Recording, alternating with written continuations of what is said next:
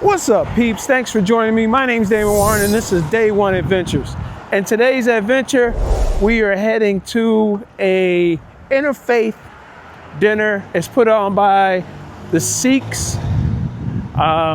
So they're having a little dinner here. You don't have to be Sikh or have to be Muslim. It is interfaith. So it's all faith, it's all inviting. My first time going to it, down here in Newark, Delaware, right at the campus of University of Delaware. So I parked down the street. I probably could have parked here, but I decided I'm gonna just take a little walk, get a little exercise, check out the area. But this is the place where we're having it at here. It's the New Ark United Church of Christ. So this is where we're heading.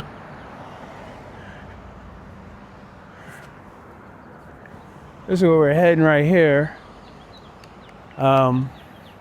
This is what the place looks like outside here.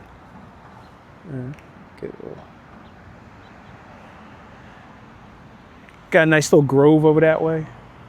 It's right off the main street here. And so that's an interesting sign they got on the sign of the church there. And I must be on time because Ken Grant is here. The place to be. You heard it here live. For those of you, this is Ken Grant. This is the person that put me on to this. And so what is this, Ken? So during the month of Ramadan, observant Muslims will fast from sunup to sundown. No food, no water, nothing, just fasting all day.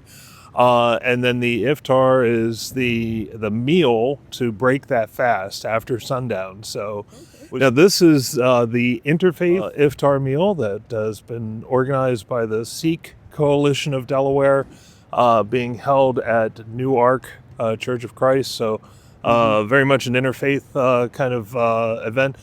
Similar to if a church were to host, an event for centered around Christmas or Easter or something like that, and invite the community to come and experience that. Okay, like Shrove Tuesday. Exactly. Yeah, some pancakes. Okay, yeah. So this is like a Shrove Tuesday, and it is break fast. So we're breaking fast once the sun goes down. Right. Typically, you do so with you start off with some dates. I came from dates. Yes, and the food is always delicious, and it's just a great community event. Okay, I'm looking forward to it. How many years have they been doing this, or is this the first year? I don't know. We don't know. Okay, so we're gonna find out. We're gonna find out today. All right, so let's all head on in. And we're going in this one. Oh, we're going in. Oh, yep. Thank you. All right. I wore my good socks just in case. I wasn't sure if this was going to be a socks on or off event. How do you doing? Good to see you. Hope you don't mind the camera. Hey, how you doing? All right, my friend Damon here. Hello. Cynthia Robinson, I'm the pastor here. Oh, thank you. Thank you. Well, glad you're here. Thank you. Thanks for hosting this. Oh, are you kidding? Thank you. He's my brother, man. Oh, okay. I can't turn him down. No way. So you're the person to ask, because on the front of the church, there's the symbol Yes. with the crown and the cross And the orb. and the orb. Okay. What does all that mean? Yeah. Break it down for One, me. it's a symbol I'd like to get rid of, frankly, because it's imperialistic, really. Okay. It's back to the time of Christendom. So the orb is the earth. Okay. The cross, Christ, and Christ raised from the dead. Okay. The crown, Christ the King. Because in the late 90s, the United Church of Christ moved to a campaign called God is Still Speaking. And the comma became a symbol of our denomination. A quote from Gracie Allen: "Do not place a period where God has placed a comma." And then we added, "God is still speaking." Can I just ask you a couple questions? Sure. Okay. How many years have you been doing this? It's difficult to say. I've been doing it for many years, but I can say for certainty is that we did few years before 2017 also, but since 2017 we have been doing it every year because that's the year we started doing a few things. One was, we go down to Dover, to the Legislative Hall, and both the chambers we get a concurrent resolution passed, which designating April month as Sikh Awareness and Appreciation Month. Oh, So okay. in that, to celebrate that particular month, we do a interfaith peace walk, and that we started in 2017. Not peace walk, we do here on the main street. On this main street. Yes, Okay. On this main street. Okay. We start from the old college gate. Okay. Okay, about a mile. Then we walk, and in the courtyard of this church, that's where we assemble, and everybody then shares a word, whatever message they want to share. Okay. Share with others. Yeah. So that we do, and then we also do food service in the Hope Dining Room every fourth Friday. Okay. Every fourth Friday, and also last Saturday of the month, near the Amtrak train station. Yes. At the intersection of Front and Lombard. Okay. Yeah, so that's where we do the food service also. Oh, well, thank you. Thank you. Very nice. Thank you. This, right? This is naan. Okay, that's the naan. Okay, I've had naan before. Yeah, this is naan. That's the bread. Chicken curry, Chicken curry. kebab, chicken kebab. Chicken kebabs. Okay. That is also chicken kebab, but this is called like chicken Sikh kebab. Okay. And that is normal, regular chicken kebab. Okay, just with the skewer. Pakora. Okay. That is like chicken biryani, I guess. Okay. Yeah, and that's the sweet kheer. Sweet key? Kheer. Key. Yeah.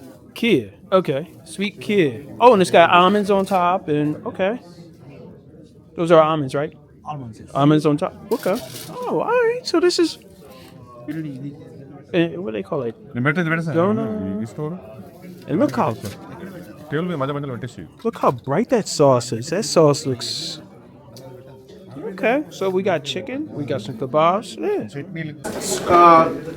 Those who may not be aware and wondering what's going to happen, so I just to let you know is that today the fast break time, the sunset time is 7:07.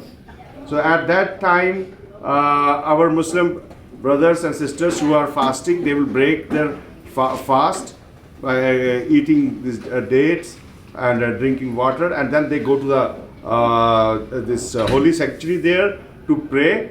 After they are done their Maghrib prayer, that's the evening prayer, is called Maghrib, if I am saying right. Yes. So after they say their Maghrib prayer, they come back, and that's when they start eating the dinner, and that's when our program starts. So some of our friends who would like to speak at that time, they will be talking to you and sharing a message. Thank you.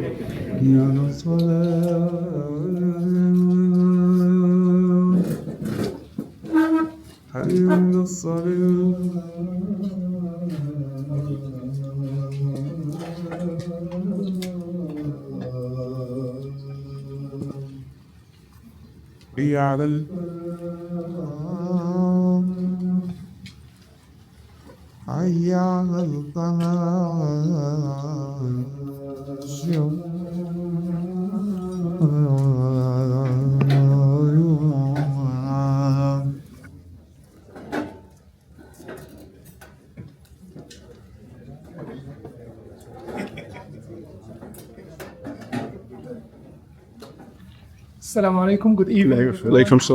May peace and blessings be upon all of you. It's always a pleasure to be here and to be part of this noble and beautiful gathering. Special thanks to the host and everybody here. As you know, we are almost halfway, 2 weeks from the month of Ramadan. We have 2 weeks left. So when I talk about this act of fasting and the month of Ramadan, Ramadan is actually one of the 5 pillars of Islam. Fasting, the month of Ramadan, is one of the 5 pillars of Islam. We have the testimony of faith, the declaration of faith, and then the 5 daily prayers, and then the charity that we give, and then fasting a month of Ramadan is one of those 5 pillars. And fasting actually is an act of worship wherein the believer gives up his most basic needs and urges for a long period of time as a form of worship of Allah, as a form of worship of Almighty God. The Quran mentioned that يا أيها الذين آمنوا كتب عليكم الصيام كما كتب على الذين من قبلكم لعلكم تتقون. Fasting has been made mandatory upon you, was prescribed for you, as it was prescribed for those who came before you, so that you may attain God consciousness. And this is very important. It tells us that this act of fasting is an ancient act of worship. So every single nation that came before us have been commanded to fast by Almighty God. And I think it is part of each and every single religion, in Christianity, in Judaism, in Hinduism, every religion actually. There may have been some differences in the number and timings, but at the end we all fast. It is an ancient act of worship. It has so many benefits and sublime feelings and blessings, and it is an intensive training program. You can call it that way. Very, very intensive training program. Because during the month of Ramadan, as you know, Muslims, we fast from everything. From food, from water, anything. We're not allowed to put anything whatsoever inside of our mouth from the morning to sunset. Some people are exempted, of course. Some people are exempted from this act. Elderly men and women, those with chronic illness, they take medication, then they are given the permission to break their fast during the month of Ramadan, but they have to feed one poor person for each day. They have to feed one person, poor person, for each day they break their fast, or they need to make up that fast after the month of Ramadan. It is a time, during this act of fasting, you do not just view the plight of others. As a matter of fact, you start to feel their plight. Very important, when we talk about hunger or, homelessness and stuff like that, we see it all the time. We talk about it all the time, but when you feel it, when you feel what does it mean to be hungry, when you feel what does it mean to be thirsty, then this will actually encourage you to be more generous, to care more, to give more. And this is the main point about the month of fasting. Especially during the month of Ramadan, the rich may, and everybody, they will start to think about the blessings that Almighty God has given them, and then they will give true thanks to Allah. And in some materially advanced countries like ours, this one, people become very much accustomed to easy access to food, water, electricity, and this and that. And since these things are readily available to us 24/7, we may take them for granted, right? We may take them for granted most of the time. Sometimes we open a bottle of water, we take a sip, and we leave the rest. Knowing that, we have water everywhere. There is a water fountain here. I have a case of water in my car. I go home, I go to the mosque, I go to the church, I go to the temple, I go to shopping, It's available everywhere. And when something is available every single where, we start to lose, the value of that blessing, right? And at the same time, many people in today's world are being deprived of the same basic needs that we have and that we take for granted. So during the month of Ramadan, it makes us, value the blessings that we have, care about them more, and more importantly, to share those blessings with those who do not have. And it's a school. The month of Ramadan is a school. And we know that during the month of Ramadan, if we're able to control the most fundamental of our needs, which is food and drink, and the strongest of wants, then absolutely outside the month of Ramadan, it becomes very, very easy. A lot of people sometimes they say, how you guys make it? And they think it's kind of impossible to fast from morning until, sunset without eating anything. Some people say you can't even chew gum. This is, by the way, is the easiest act of fasting. As a matter of fact, giving food and drink is the easiest part of fasting. But the true meaning of fasting is to feel the awareness of God, the presence of God. This is very, very important. That's why the messenger of Allah, may peace be upon him, said, you know, من لم يدع قول الزور والعمل به فليس لله حاجة في أن يدع طعامه وشرابه. If a person does not give up his false speech, especially during the month of Ramadan, lying is forbidden all the time, but especially during the month of Ramadan, if a person does not give up false speech and acting upon it, then Allah is not in need of him giving up his food and drink. Another hadith, the Prophet, may peace be upon him, said, perhaps if fasting a person gets nothing out of his fast but hunger and thirst. So the point is not the food and the drink. It's more spiritual, because throughout the entire year, we are feeding the body so much. And then once a year, we focus on the soul. And we all know there is always a tension between the body and the soul all the time. But when the needs of the body, you know, are diminished, then the soul will rise right away. And this is one of the main reasons and the main purposes of the month of Ramadan. Add a lot more, but again, due to the, you know, the time limit that we have, once again, especially thanks to all of you. May God bless you all. And it's always an honor and pleasure to be here. And thank you, our dear friend Charanjeet, for the special invitation that we received and the management of this beautiful place. And again, thank you so much, and may peace be upon you. Thank you.